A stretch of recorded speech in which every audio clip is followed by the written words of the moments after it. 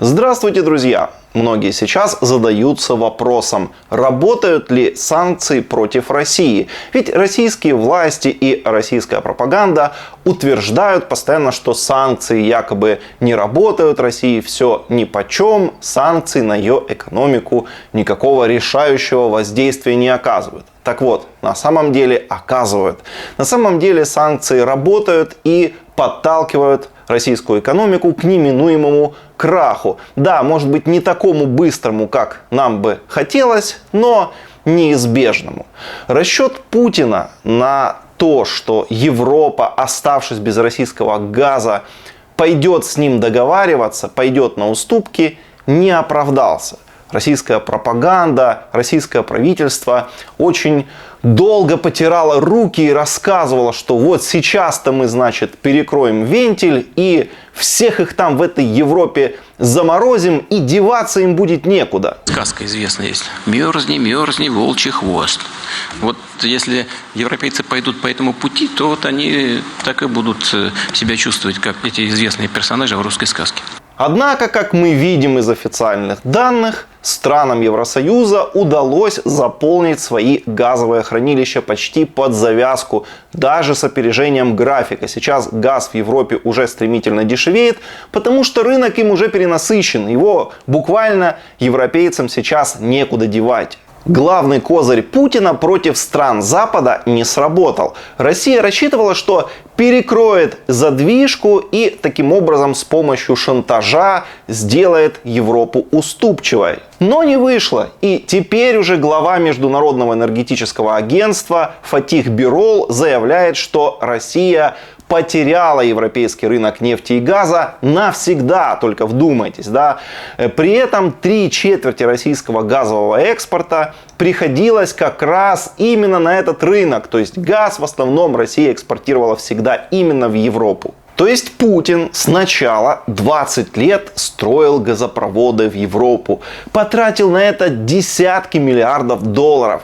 Еще миллиарды долларов он потратил на то, чтобы пролоббировать эти проекты, пролоббировать свои интересы, в том числе и коррумпировать европейских политиков. А потом взял и в один момент просто вот так вот это все перечеркнул сам своими руками. Все вот эти миллиарды собрал вот так вот в кучу и выбросил на ветер. Справился.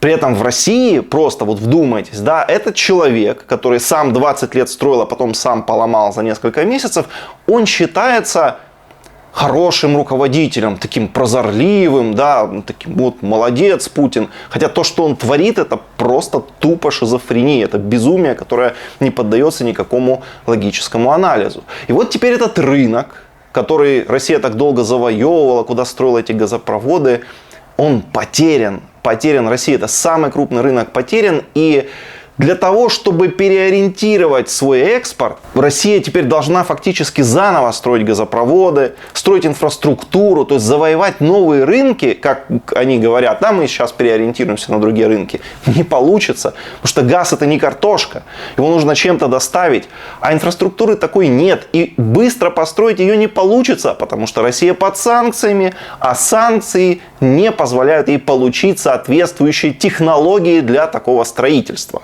В результате российский бюджет лишился колоссального объема доходов, и компенсировать их просто нечем. Вот на днях вышла знаковая новость: из Фонда национального благосостояния, это вот эта российская такая кубышка, где они накапливали все свои вот эти нефтедоллары, да, выделили оттуда аж целый 1 триллион рублей на покрытие дефицита федерального бюджета в 2022 году.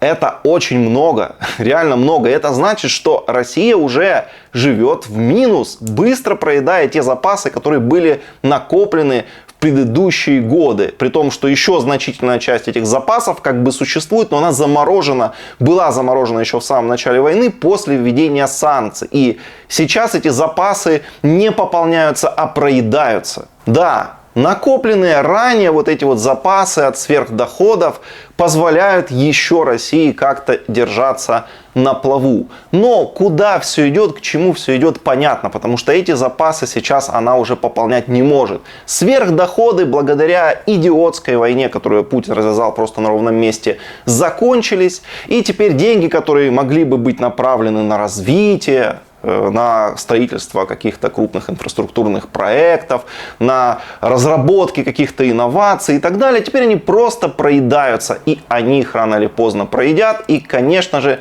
наступит коллапс. Коллапс обязательно наступит, если Путин не прекратит эту заведомо проигрышную и максимально просто тупую войну.